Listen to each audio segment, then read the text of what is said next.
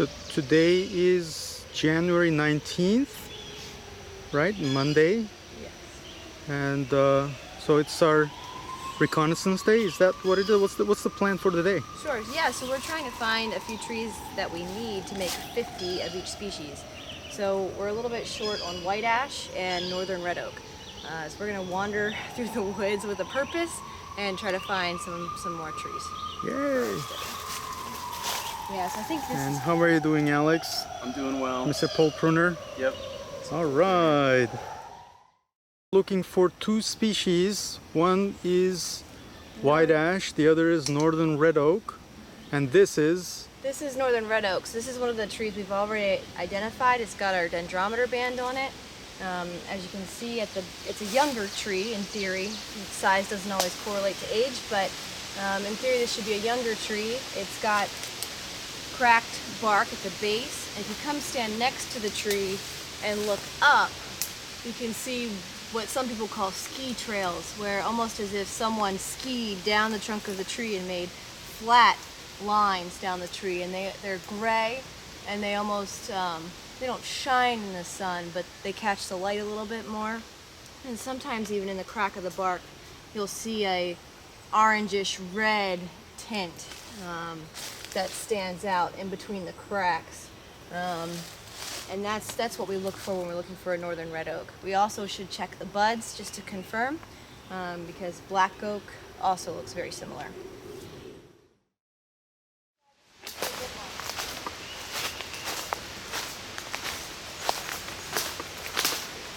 So you found one? Yeah, so I think we may have found another potential tree. It has beautiful ski trails. If you look up the trunk, they're really nice. They're really predominant. And you can see the orangish red shading in the cracks of the bark. And when you step away and look at the leaves, they're nice red oak leaves. Hopefully we can shoot maybe the crossbow and break off a little branch and double check the bud. But this should be what we're looking for. Yeah, there's a good branch over there, and there's nothing underneath, so, and above, so I can actually target that one from here. Great. Yeah, and we can. I think we can bring a piece from that branch down. Perfect. Yeah, that would be identification. most helpful. So Just because let's the give it a northern try. red oaks and the black oaks do hybridize, so like making sure we Yeah. have the bud makes me feel better.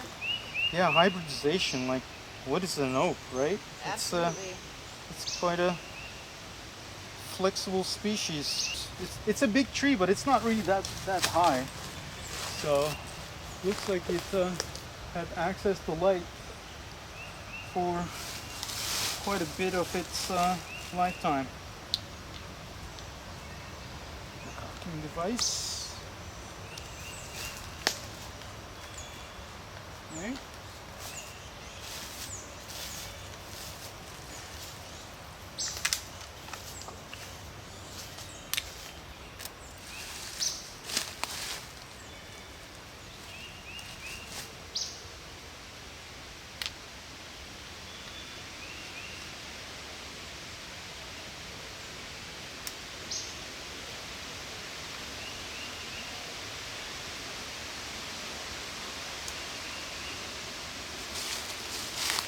So I'm gonna shoot this way. You can kind of take your guard accordingly.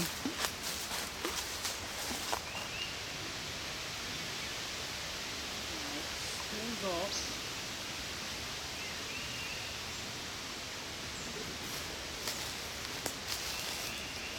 Safety's off.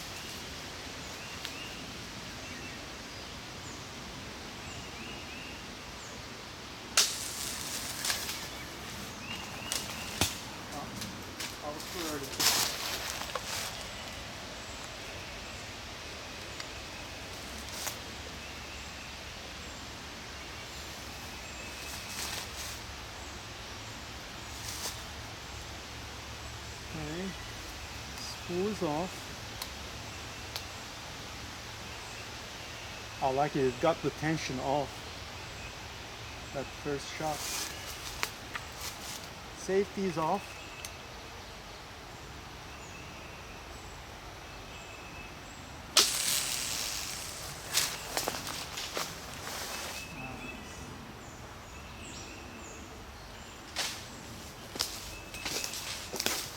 think it's past time this time.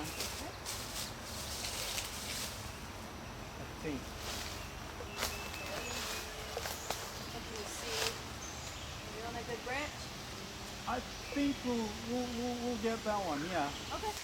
We're getting ready to tie on our thicker line. So I've Yes. just placed a pipette tip onto the fishing line, and this way when I tie the yellow thicker line on, it'll cover our knot and it won't get stuck in branches. So this is an expert tip from Uzai, and we've been using it, and so far so good. It actually really does work. So there I've got my knot tied. I'm going to just slide that pipette tip down over the knot. So now the knot's covered. It's not going to get tangled around any branches as we reel it in.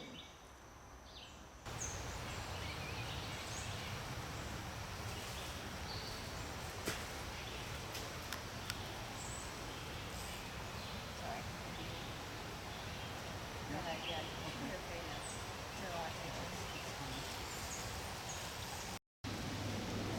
Yeah, it's shaking good. I'll here. Here. Okay, so I'll do the first shake. I think it's gonna come down. You hear the sound?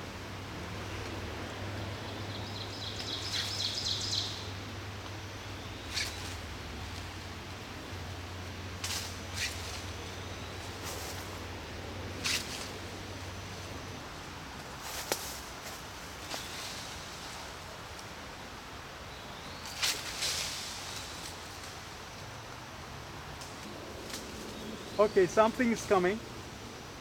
Look at that. Perfect. Touchdown. Touchdown. And that's our tree.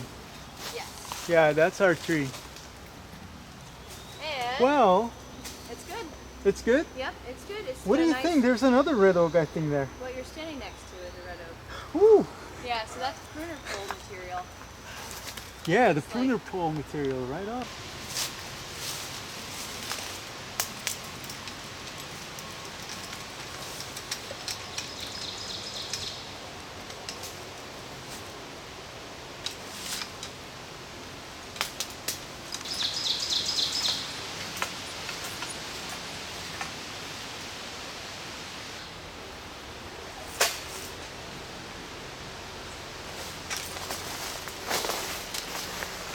Nice.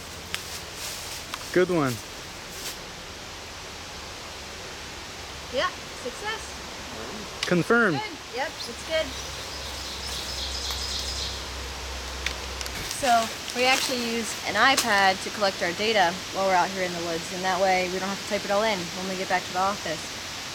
We don't use the wireless, but we can upload it and go from there, so it's actually really convenient.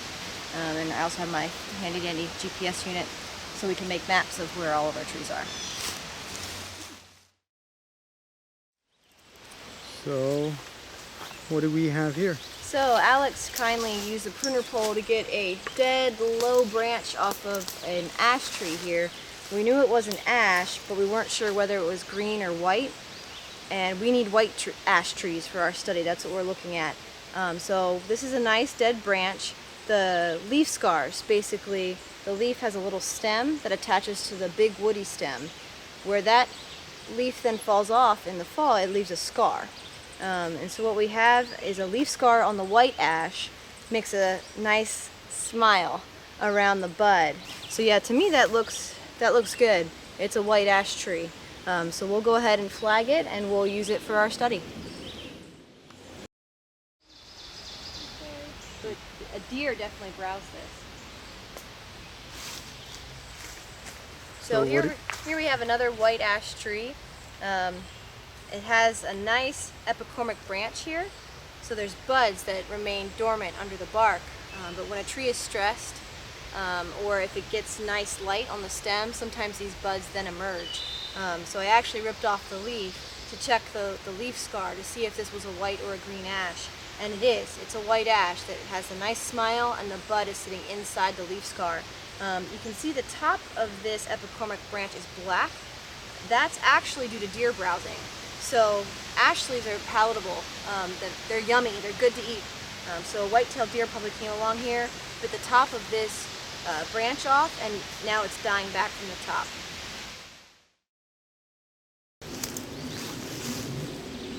So I'm just recording the diameter of the tree using a D-tape, is what we call it for short. The nice blue paint mark here on our tree is at about 1.3 meters up from the ground. That's our standard height of measurement. And so we just wrap our tape around just like we wrap it around our waist to measure ourselves for clothes. We wrap it around the tree, and this tree is 16.5 centimeters in diameter.